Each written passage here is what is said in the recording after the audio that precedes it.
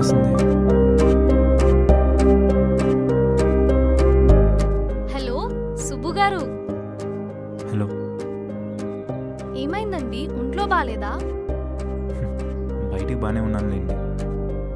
అంటే లోపలేమవుతుందండి? మరీ అంత లోతుగా వెళ్ళకండి, చెప్పండి. ఏంటో అండి, మీరు మాట్లాడే మాటలు అసలు అర్థమే కావు. మళ్ళీ మీ మేనేజర్తో ఏమైనా గొడవ? ఈసారి ఆ మేనేజర్తో ప్రాబ్లం ఏమి ఉండదులేండి. ఏమైందండి? ఆఫీస్ మారుతున్నారా? లేదండి, రిపోర్ట్ చేస్తే మేనేజర్ని మార్చేశారు. ఇంకేంటండి, కొత్త మేనేజర్తో గొడవలా ఏంటి? ఇప్పుడే వచ్చారు కదండి, పోని పోని అర్థమవుతాయి. అయినా మా పాత మేనేజరే బాగుండేదండి. ఇబ్బంది పెడుతుంది అన్నారు కదా. ఇబ్బందులు ఉండాలి కదండి. అలా ఒకే దగ్గర ఉంటే రాకుల్లో రాయిలాగా అక్కడే ఆగిపోతాం. కరెక్టేలేండి. మీరు ఎక్కువ ఆలోచించి టెన్షన్స్ తీసుకోకండి, అంతా సెట్ అయిపోతుంది. అవునండి, ఈసారి సెట్ అయినా అవ్వకపోయినా సెట్ చేసుకోవాల్సిందే. ఓహ్, సారీ అండి. మీరు ఏదో మాట్లాడాలని ట్రై చేస్తే నేను ఇంకేదో మాట్లాడి మీకు టైం వేస్ట్ చేస్తున్నాను. చెప్పండి. కావాల్సిన వాళ్ళతో టైం వేస్ట్ అవ్వదులేండి. మీతో మాట్లాడడం కోసమే చేశాను. చెప్పండి. తిన్నారా సుబ్బు గారు? గారు ఎందుకులేండి, కాల్ మీ సుబ్బు. మీరు కూడా అండి అనకండి, రేణు అనండి. చెప్పు రేణు. ఏంటండి మళ్ళీ సిగ్గా?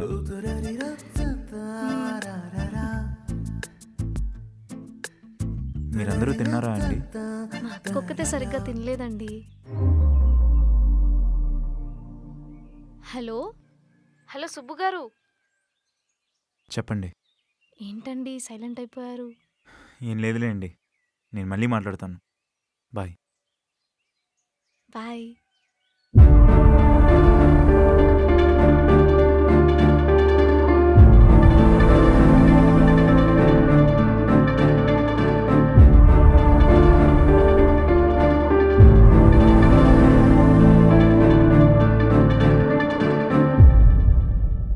ఎవరికి చెప్పొద్దు.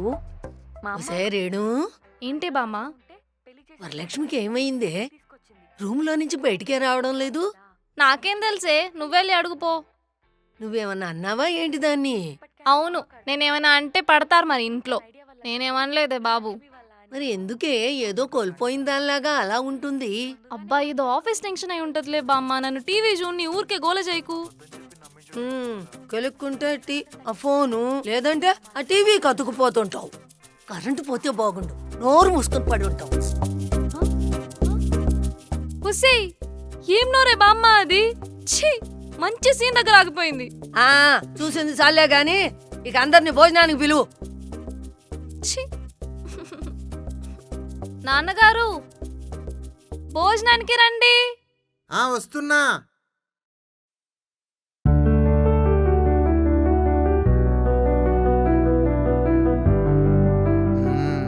జీరా రైసా? అవును, వరాలేది? అక్క ఆకలిగా లేదంది. ఏమైంది, ఒంట్లో బాలేదా? ఏమో నాన్నగారు, సరిగ్గా చెప్పట్లేదు నాకు కూడా. కొన్ని రోజుల నుంచి అది అలాగే ఉంటుందిరా, ఎందుకో ఏమో. వరాలు, అమ్మా వరాలు. నాకు ఆకలిగా లేదు నాన్నగారు, మీరు తినేసేయండి, నేను తర్వాత తింటాను. ఉమ్, ఉమ్.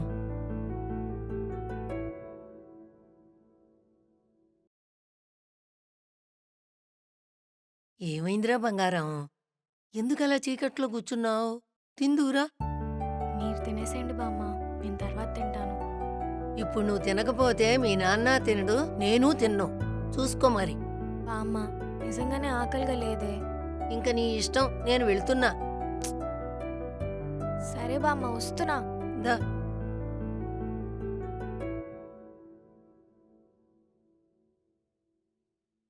చాలు.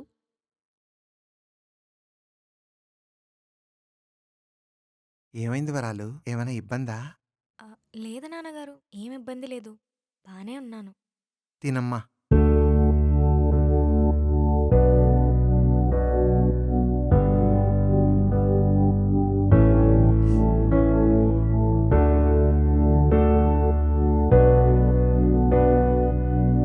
చూసావా వంట ఎంత బాగుందో? నీ మనవరాలు చూసి నేర్చుకో. గుడ్డొచ్చి పిల్లని ఎక్కిరిచ్చినట్టుంది.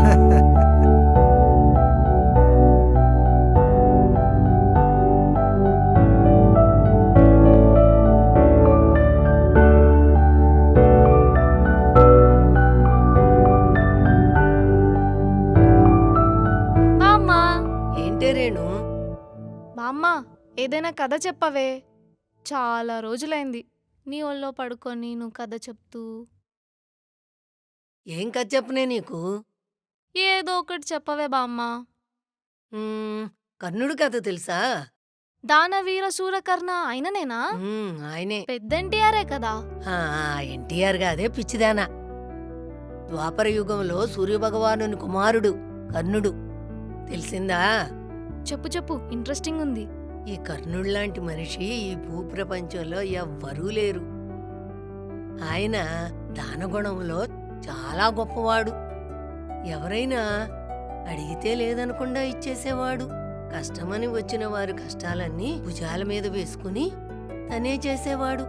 అసలు కర్ణుడు మంచితనం వల్లే కురుక్షేత్ర యుద్ధంలో కౌరవులు ఓడిపోయారు. ఆయన ప్రాణ స్నేహితుడైన దుర్యోధనుడి కోసం తన సొంత బిడ్డలను కూడా పోగొట్టుకున్నాడు. మంచిగా ఉంటే అంతా మంచి జరుగుతుందని నువ్వే చెప్తూ ఉంటావు కదే. అలా మంచే జరిగింది గదా. పాండవులు గెలిచారు. పాండవుల సైన్యాలన్నిటినీ కూడా ముట్టుపెట్టగల ధైర్యశాలి కర్ణుడొక్కడే.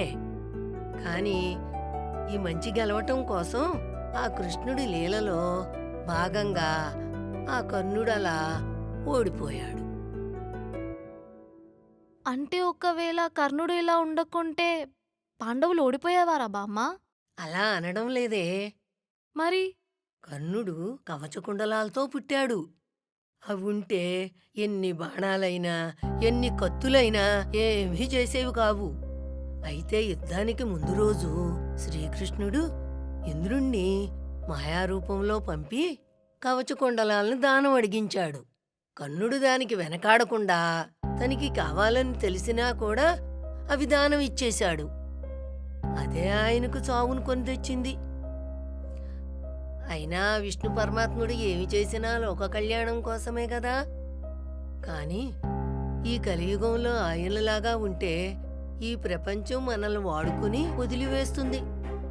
ముందు మన అవసరం చూసుకోవాలి. ఒకరికి ఏదైనా ఇచ్చే ముందు 1కి 10 సార్లు ఆలోచించుకోవాలి. అది వాళ్ళకి అవసరమే, మనకి అవసరమే.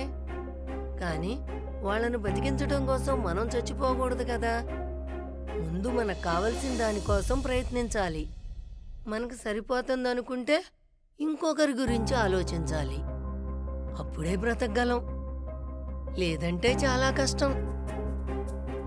నువ్వు చెప్పింది నిజమా బామ్మ? అవునమ్మా. ఈ స్వార్థపూరిత ప్రపంచంలో మనల్ని గురించి మనం ముందు ఆలోచించుకుంటేనే ఎవ్వరికీ ఇబ్బంది రాదు. ఎక్కువ ఆలోచించకుండా పడుకో.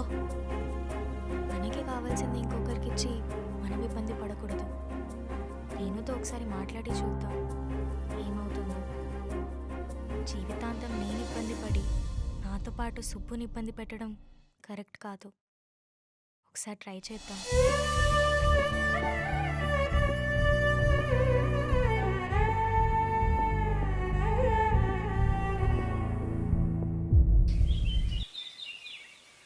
బామ్మా, బామ్మా, బామ్మ నాన్నగారు బయటికెళ్లారక్క. ఎక్కడికెళ్ళారు? నిశ్చితార్థం దగ్గరకు వస్తుంది కదా, పనులుంటాయి కదా, అందుకే వెళ్ళారు. ఎంతసేపు అయింది వెళ్ళి? ఇప్పుడే వెళ్ళారు. ఇదే కరెక్ట్ టైం అనుకుంటా. నేను ఒకసారి ఇట్రా. ఏంటక్క, ఒక పక్క బామ్మ చావ కొడుతుంది, ఇటు పక్క నువ్వు దొబ్బుతున్నావు. కావలసిన దానికోసమే మాట్లాడడానికి పిలుస్తున్నా. రా, వచ్చి కూర్చో. ఏంటో చెప్పు. అది అది నా దగ్గర తడబడే మ్యాటర్ ఏంటక్క? ఇప్పుడు నా ప్లేస్లో నువ్వు, నీ ప్లేస్లో నేను ఉన్నాననుకో. ఎందుకే ఇదంతా? అనుకోవే, చెప్తాను. సరే చెప్పు. నీకొక లవర్ ఉన్నాడు. ఆ? వాడు నీకన్నా ఏజ్ తక్కువ, కానీ ఇద్దరు లవ్ చేసుకున్నారు. అయితే మీరిద్దరు అందరినీ ఒప్పించి పెళ్లి చేసుకోవాలని ఆలోచిస్తూ ఉంటారు. అంతలోనే నాకు పెళ్లి చూపులు అవుతాయి. నా పెళ్లి చూపులకి నీ లవరే వస్తాడు. వచ్చి కన్ఫ్యూజన్లో నువ్వు పెళ్లి కూతురు అనుకుని నాకు ఓకే చెప్తాడు. ఆ వచ్చినోడు నాకు పిచ్చి పిచ్చిగా నచ్చేసి వాడు ఓకే చెప్పడంతో నేను హోప్స్ పెట్టుకుంటాను. ఇప్పుడు ఈ సిచ్యువేషన్లో నువ్వేం చేస్తావు వరలక్ష్మి?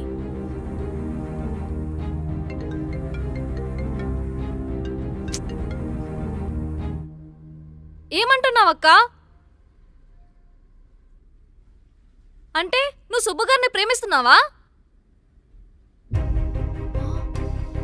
ఎంత మోసం! మోసం చేయలేదు రేణు. నేను అడుగుతున్నాను, నువ్వు ఇలాంటి సిచ్యువేషన్లో ఉంటే ఏం చేస్తావని.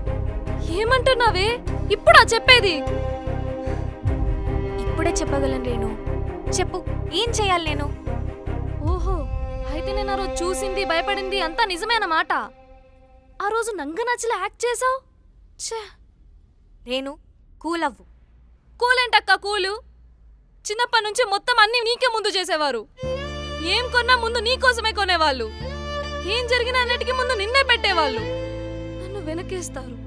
నువ్వు వాడిన తర్వాతే అన్నీ నేను వాడాలి. అదేంటో మరి, ఎప్పుడు చూసినా ఏదో క్యూలో నిల్చున్నట్లు నీ తర్వాతే జరిగేవి నాకు అన్నీ. ఇప్పుడు ఈ పెళ్లి నాకు ముందు జరుగుతుందని ఎంత సంతోషపడ్డానో తెలుసా? నాకు నచ్చినోడితో జరుగుతుందని ఎంత సంబరపడ్డానో తెలుసా? ఇప్పుడు నువ్వు వచ్చి వాడు నా వాడు, వాడితో నాకే పెళ్ళవుతుందంటే నన్ను ఏం చేయమంటావు? నేను నీ బాధ నాకు అర్థమైంది, కానీ నా బాధ నీకు అర్థం కాదక్కా. ఇలా ఉండవులే నీకు అర్థమైతే. అర్థం కాకే ఇలా తాపిగా వచ్చి చెప్తున్నావు. అర్థం చేసుకో రేణు. ఈసారి నేను అర్థం చేసుకోనక్కా. నేను సుబ్బునే పెళ్లి చేసుకుంటా. నువ్వు సుబ్బుని మర్చిపో. సుబ్బు నా వాడు. ఏమంటున్నావు రేణు? నాకు కావాల్సింది చెప్తున్నాను వరలక్ష్మి. రేణు, ఎక్స్ట్రా మాట్లాడకు. సుబ్బు నేను లవ్ చేసుకుంటున్నాము.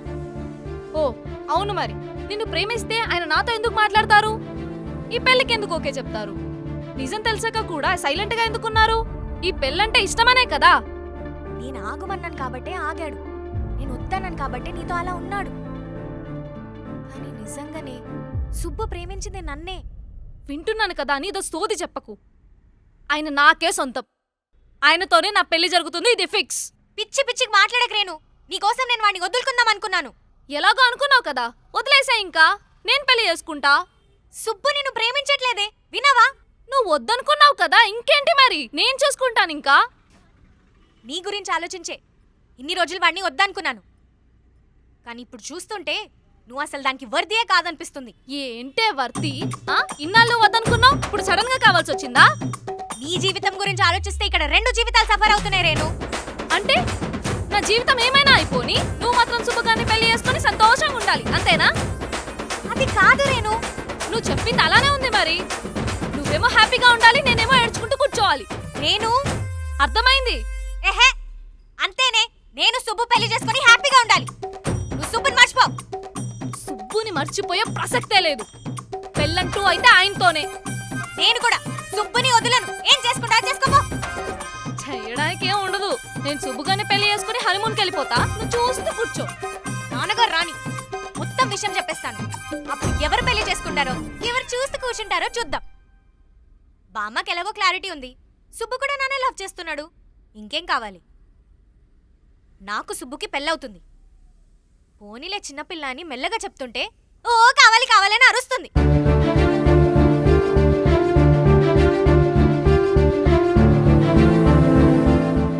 చెప్పు చెప్పు, ఏమవుతుందో చూద్దాం. ఏమవుతుంది? నాకు సుబ్బుకి పెళ్ళవుతుంది. ఓ అవునా? పెళ్లి కాదు, పెటాకులు అవుతుంది. సుబ్బు గారి కంటే నీ ఏజ్ ఎక్కువ అని తెలిస్తే ఇప్పుడు చెప్తావా నాన్నగారికి? చూద్దాం ఎవరికి పెళ్ళవుతుందో, ఎవరికి పెటాకులు అవుతుందో.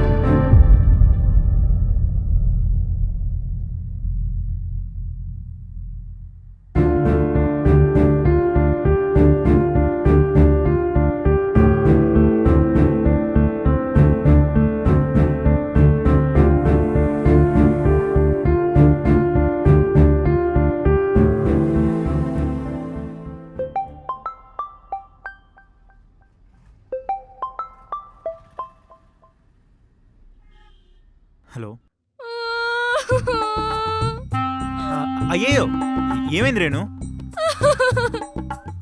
అరే రేణు, హలో,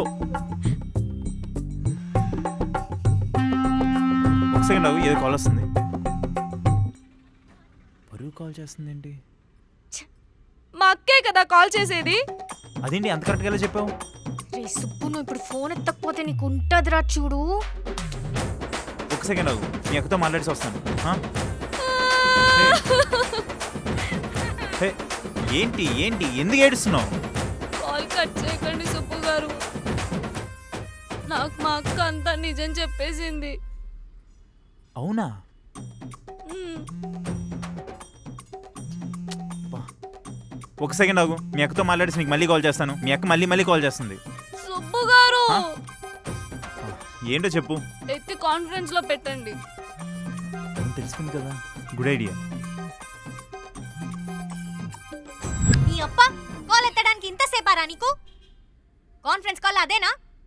అది కాదు, మీ చెల్లి. ఏ ఎందుకు ఆయన మీద పడతా ఊరికే? ఏయ్, నా సుబ్బు నా ఇష్టమే, నీకేంటి? ఏ సుబ్బు నావాడే, నీకోలేంటి మధ్యలో?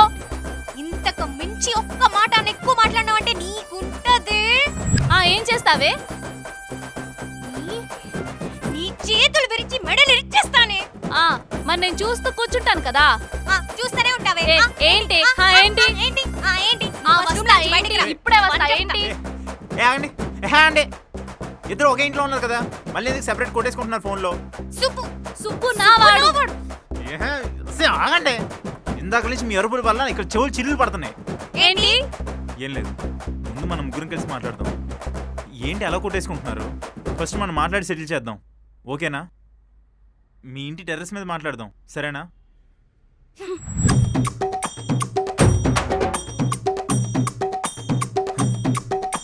ఒక వరుణ్ మేనేజ్ చేయడమే గగనం అనుకున్నాం, ఇప్పుడు వాళ్ళ సిస్టర్ కూడా తోడైంది. అంటే వరు స్క్వేర్ అన్నమాట. ముందు ముందు ఇంకేం చూడబోతున్నామో ఏంటో.